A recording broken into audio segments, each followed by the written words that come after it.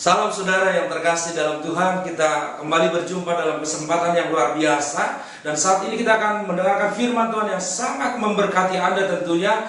Hari ini kita akan memberikan topik, kita akan membahas topik How to be a creative person in God's way. Bagaimana menjadi seorang pribadi yang kreatif di dalam jalannya Tuhan. Saudara yang terkasih dalam Tuhan, ada banyak orang yang sedang kebingungan saat ini. Mereka bingung dalam persaingan, dalam kompetisi yang semakin hari yang semakin ketat. Ada banyak peluang-peluang yang sebenarnya bisa diciptakan. Kita lihat ada muncul orang-orang hebat, orang-orang yang baru. Dulunya dia bukan siapa-siapa, tapi sekarang dia menjadi sesuatu. Dia menjadi orang yang hebat, orang yang luar biasa. Hal itu bisa terjadi ketika dia bisa tahu siapa dirinya. Ini adalah sebuah daya, sebuah upaya untuk menggali potensi kita. Saudara, engkau adalah orang yang berpotensi. Ketika engkau memahami 5 hal bagaimana caranya menjadi pribadi yang kreatif di dalam Tuhan, maka saya percaya dan yakin sekali engkau akan menjadi orang yang hebat di dalam tahun 2014 ini. Baik, 5 hal, bagaimana caranya? Ini merupakan sebuah pertanyaan yang mungkin tidak sabar untuk kita tahu jawabannya. Yang pertama adalah, bagaimana caranya kita menjadi pribadi yang sangat kreatif, yang kreatif di jalan Tuhan? Yang pertama adalah sesuai dengan firman Tuhan, kita baca di dalam Kejadian pasal 1 ayat yang ke-27. Demikian bunyi firman Tuhan, maka Allah menciptakan manusia itu menurut gambarnya, menurut gambar Allah diciptakannya dia, laki-laki dan perempuan diciptakannya mereka. Bapak Ibu Saudara yang terkasih dalam nama Tuhan, hal yang pertama, kunci pertama untuk bisa menjadi seorang pribadi yang kreatif adalah engkau harus menyadari siapa dirimu di hadapan Tuhan. Engkau harus menyadari siapa dirimu, siapa eksistensi diri kita. Ketika kita mengetahui siapa diri kita di dalam Tuhan, maka itu akan menjadi sebuah modal yang membangkitkan keyakinan kita untuk bisa berjalan di dalam kehidupan ini.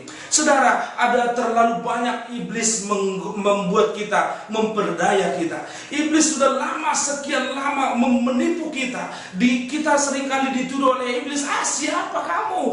Siapa kamu? Siapa keluarga kamu? Kamu gak ada apa-apanya. Kamu tidak bisa. Saudara, jangan dengarkan hal-hal seperti itu. Yang perlu engkau dengarkan adalah firman Tuhan ini. Firman Tuhan ini berkata bahwa engkau adalah serupa dan segambar dengan Tuhan. Artinya, ketika engkau menyadari bahwa engkau adalah serupa dan segambar dengan Tuhan, sesungguhnya ada potensi ilahi di dalam kehidupanmu. Ini yang perlu kita gali. Bagaimana Anda mencari sebenarnya jati diri Anda di dalam Tuhan. Engkau tidak perlu mencari jati diri Anda di luar sana dengan melakukan banyak hal yang tidak berguna. Engkau hanya perlu mencari jati dirimu dalam kebenaran Alkitab ini, saudara. Karena apa? Alkitab dengan jelas mengatakan bahwa Tuhan menciptakan Anda serupa segambar dengan Tuhan. Saya yakin dan percaya ketika Anda menyadari hal ini, iblis akan mundur secara perlahan dari hidup Anda. Iblis akan berkata, ya dia udah tahu siapa dirinya. Saudara, ketika engkau tahu siapa dirimu, itu akan menjadi awal perubahan yang luar biasa dalam kehidupan Anda. Saudara yang terkasih dalam Tuhan, pahamilah bahwa engkau bukan orang yang lemah, bahwa engkau bukan orang yang seperti yang dikatakan oleh iblis. Jangan dengarkan siapapun, dengarkanlah firman Tuhan. Ketika engkau berjalan, mendengar, berjalan, bertindak sesuai dengan firman Tuhan, maka saya yakin dan percaya firman Tuhan katakan, kalau orang yang berjalan sesuai dengan kebenaran firman Tuhan, hidupmu akan diterangi, hidupmu akan diterangi. Bahkan ada daya, potensi ilahi akan muncul dalam diri Anda. Itu yang pertama. Sebabnya perlu engkau pahami dalam hidup ini. Perlu engkau pahami, saudara pahami bahwa yang pertama, untuk menjadi pribadi yang kreatif, engkau harus menyadari eksistensi dirimu di hadapan Tuhan. Yang kedua, saudara, untuk menjadi seorang pribadi yang kreatif, kita harus memahami yang disebut dengan faktor komunitas. Orang Betawi mengatakan jika kita bergaul sama orang penjual ikan, maka kita akan ikut-ikut bawa ikan, saudara. Dan sebaliknya, kalau kita bergaul sama tukang parfum, maka engkau akan ikut-ikut wangi. Artinya seperti yang dikatakan dalam 1 Korintus pasal 15 ayat yang ke-33. Di sana Paulus mengatakan kepada jemaat Tuhan yang ada di Korintus, jangan sesat. Pergaulan yang buruk merusak kebiasaan yang baik. Saya mau katakan satu hal, untuk bisa menjadi seorang pribadi yang kreatif, engkau menjadi pribadi yang luar biasa, engkau bisa mengembangkan potensi ilahi yang nomor satu tadi. Setelah engkau memahami eksistensimu di hadapan Tuhan, engkau harus memiliki komunitas. Jangan bergaul dengan orang-orang yang tidak sesuai dengan kebenaran firman Tuhan. Pemazmur mengatakan jangan bergaul sama orang fasik, tapi bergaullah sama orang-orang yang takut, yang serupa dan segambar dengan Tuhan. Ya, saudara yang terkasih dalam Tuhan, kalau engkau memiliki komunitas yang baik, maka seperti pepatah berkata bahwa kayu yang basah kalau ditaruh di dalam bara api unggun, dia pasti akan menyala. Saudara, mungkin engkau bukan pribadi yang punya semangat tinggi, tapi kalau engkau bergabung dalam komunitas yang memiliki semangat yang baik, mereka menyadari eksistensi diri mereka, maka engkau pun akan lama-lama memiliki pribadi yang seperti mereka. Saya ingin kita berpikir bahwa ketika para pakar pendidikan mengatakan dalam teori-teori mereka bahwa seseorang anak kecil itu akan menjadi seperti apa dia oleh karena lingkungannya. Saudara, ini biasa disebut dengan prinsip tabula rasa. Artinya anak itu untuk dalam hal bicara soal pendidikan, perkembangan kepribadiannya, anak itu seperti kertas putih. Itu akan menjadi seperti apa tertulis oleh karena komunitasnya. Saya mau katakan satu hal, seorang anak pendeta kalau dipelihara oleh seorang penjahat, maka anak ini pun akan bisa jadi penjahat. Sebaliknya, seorang anak penjahat kalau dipelihara, dibesarkan di tengah-tengah komunitas pendeta, maka dia bisa jadi pendeta, saudara. Artinya betapa kuatnya, betapa hebatnya pengaruh komunitas ini. Itu sebabnya saya katakan satu hal, kalau engkau menjadi pribadi yang kreatif di dalam Tuhan, mari mulai sekarang tentukan komunitas Anda. Jangan lagi memiliki komunitas umpaya dunia malam, komunitas-komunitas dugem seperti itu. Tinggalkan itu, miliki sekarang, cari sekarang komunitas. Sekarang ada komsel-komsel, ada kul, ada berbagai macam model-model yang ada di dalam gereja. Bagaimana supaya kita memiliki sebuah komunitas yang baik, yang memiliki persamaan atau keserupaan dengan gambar dan rupa Allah. Saya yakin dan percaya, ketika Anda memiliki komunitas yang baik, maka engkau akan menghasilkan sikap perilaku yang baik dalam kehidupan kita. Itu yang kedua, saudara. Yang ketiga kita akan membahas saat ini adalah untuk menjadi seorang pribadi yang kreatif di dalam Tuhan, engkau harus punya role model. Katakan role model. Role model. Role model ini artinya engkau harus punya acuan, engkau harus punya panutan di dalam kehidupan ini. Alkitab dengan jelas mengatakan ada banyak tokoh-tokoh yang luar biasa, ada banyak tokoh-tokoh yang hebat. Dulunya mereka bukan siapa-siapa, mereka biasa, orang biasa, anak muda, tetapi ketika mereka punya role model dalam hidup mereka, maka mereka lebih hebat daripada yang mereka contoh itu. Contohnya siapa, saudara? Musa dan Yosua.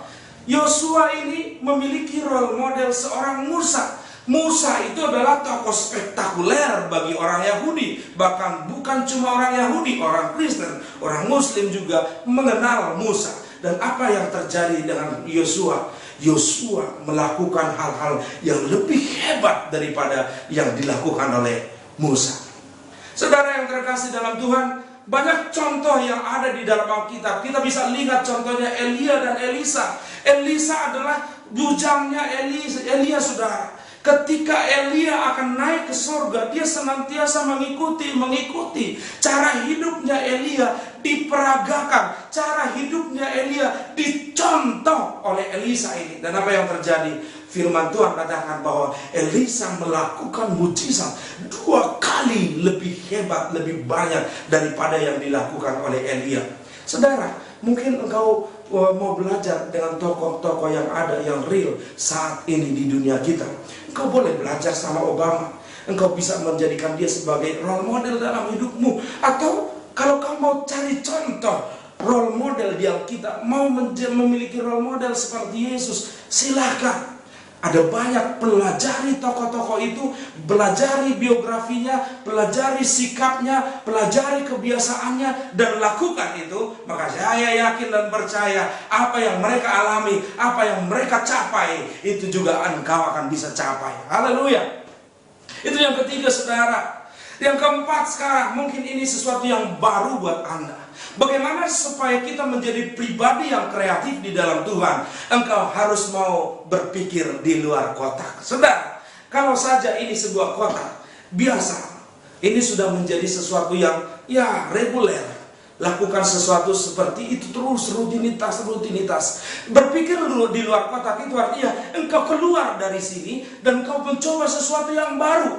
Bahkan di dalam Alkitab dikatakan dalam Roma pasal 12 ayat yang kedua, di situ Paulus mengatakan kepada jemaat Tuhan yang ada di Roma, dia mengatakan, hendaklah kamu berubah sesuai dengan pembaharuan budimu. Saudara yang terkasih, kata berubah ini, kata berubah ini artinya melakukan sesuatu yang lain daripada yang lain. Ketika engkau mau melakukan sesuatu yang lain daripada yang lain, orang mungkin berkata, Pak, sekarang bukan zamannya lagi. Kalau orang benci sama kita, ya kita balas lagi dengan kebencian. Bila perlu kita balikan berlipat kali ganda. Kalau orang menjahati kita, kita lakukan sesuatu yang jahat lagi. Oh saudara, Abraham Lincoln berkata bahwa untuk musuh,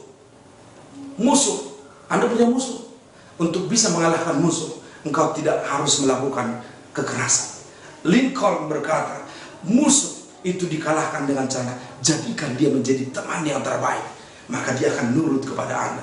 Saudara, itu sesuatu yang berbeda. Berpikir di luar kotak. Ketika orang-orang sejamannya Abraham Lincoln melakukan sesuatu dengan kekuatan senjata, melakukan sesuatu dengan kekerasan, maka Lincoln merubah itu dengan cara jadikan musuh jadi teman. Maka dia akan melakukan apa yang engkau inginkan dalam kehidupan ini. Saudara, sesuatu yang berbeda.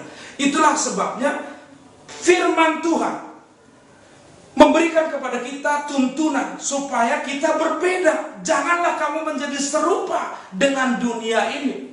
Ketika kita menjadi serupa dengan dunia ini, kita masuk dalam kotak yang sama, maka kita juga akan melakukan hal-hal yang sama. Tapi kalau kita mencoba berpikir di luar kotak, firman Tuhan katakan bahwa pikiran itu akan menghasilkan tindakan. Saudara, ini perlu kita pahami. Apa yang kita pikirkan, itu yang akan kita lakukan. Dan sesuatu yang kita lakukan secara terus-menerus, secara rutin, itu akan membentuk kebiasaan. Dan kebiasaan ini, kalau terus dilakukan, akan membentuk karakter saudara. Dan karakter ini akan menentukan masa depan Anda. Karakter Anda kalau baik, maka baiklah masa depan Anda. Tapi kalau karakter Anda buruk, maka engkau sedang menciptakan, engkau sedang merencanakan sesuatu yang buruk dalam kehidupan Anda di depan. Saudara, esok adalah akibat daripada hari ini. Hari ini engkau melakukan sesuatu, maka engkau akan mendapatkan yang kau lakukan hari ini esok. Hidup itu seperti itu, saudara. Itu sebabnya, mari coba melakukan ini. Ada ikan yang terkenal, saudara. Konon katanya ikan yang paling enak itu adalah ikan salmon. Dan setelah saya mempelajari ikan salmon ini, ternyata dia mempunyai kebiasaan yang unik. Ikan salmon ini kalau dia mau bertelur, saudara, dia akan masuk ke sungai. Dari laut, dia masuk ke sungai, terus naik sampai ke hulu. Sebuah perjuangan yang luar biasa. Dan kemudian setelah di hulu, dia baru menetas. Saudara, belajar untuk melawan arus, saudara. Dan kalau engkau belajar melawan arus, saya yakin dan percaya engkau akan memiliki sesuatu yang luar biasa. Kalau engkau melawan arus sesuai dengan firman Tuhan, hidupmu akan enak. Orang akan bisa menikmati hidupmu. Sama seperti ikan salmon. Dia ikan yang melawan arus, dan dia menjadi ikan yang paling enak. Bahkan ini sangat berguna sekali, ikan salmon ini, untuk perkembangan baby, saudara. Orang-orang tua bisa meningkatkan kecerdasan. Saudara yang terkasih dalam Tuhan, beda. Kalau ikan yang mengikuti arus, itu ikan apa saudara? Saya mau kasih tahu kepada Anda, itu adalah ikan mati. Dan kalau ikan mati, itu pasti aromanya bau saudara. Saudara, kalau engkau mengikuti dunia ini, engkau akan bau. Firman Tuhan benar, engkau harus belajar untuk berpikir di luar kotak, melakukan sebuah terobosan, sesuatu hal yang baru dalam hidup Anda, dalam tuntunan Tuhan.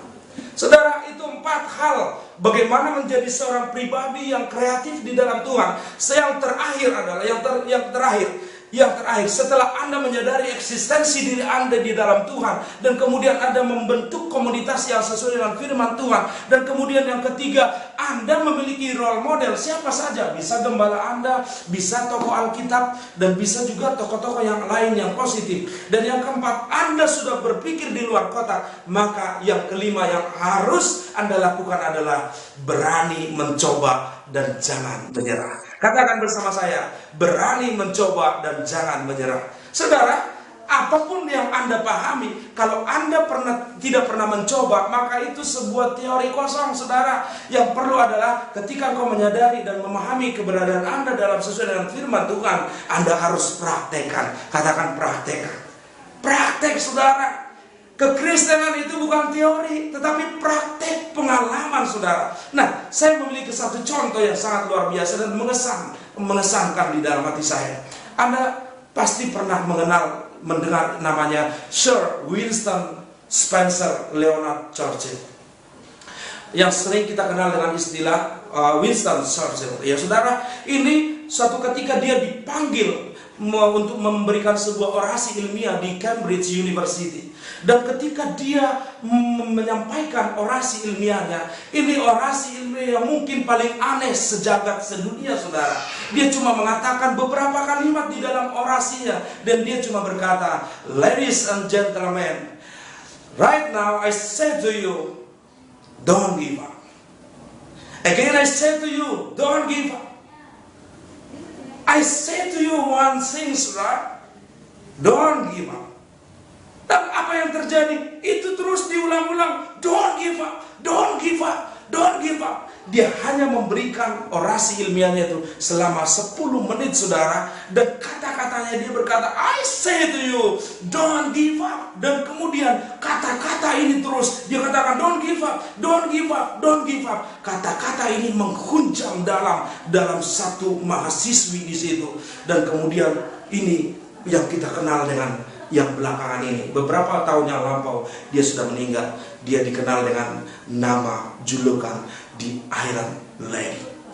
Siapa yang tidak kenal dengan Margaret Thatcher? Saudara, hidup ini banyak persoalan, hidup ini banyak tantangan. Tapi saya mau katakan satu hal, apapun persoalan, apapun tantangan dalam hidup ini, engkau harus melakukan hal ini seperti yang dikatakan oleh Winston Churchill tadi. Don't give up, don't give up, don't give up, don't give up. Saudara, ketika engkau mengalami hal ini, berdasar sesuai dengan apa yang tadi kita sudah bacakan, kita sudah bahas, kelima hal ini, maka saya yakin dan percaya engkau akan menjadi pribadi yang luar biasa. Engkau akan menjadi history maker. Engkau akan menjadi pencetak sejarah yang baru di tahun yang baru ini. Saudara yang terkasih dalam nama Tuhan, simpel, pahami dirimu, siapa dirimu, miliki komunitas, dan punya role model dalam hidup ini, dan belajar melakukan sesuatu yang berbeda. Dan terakhir, jangan pernah menyerah, karena Yesus pun tidak pernah menyerah untuk mendapatkan saudara. Tuhan Yesus memberkati kita. Haleluya.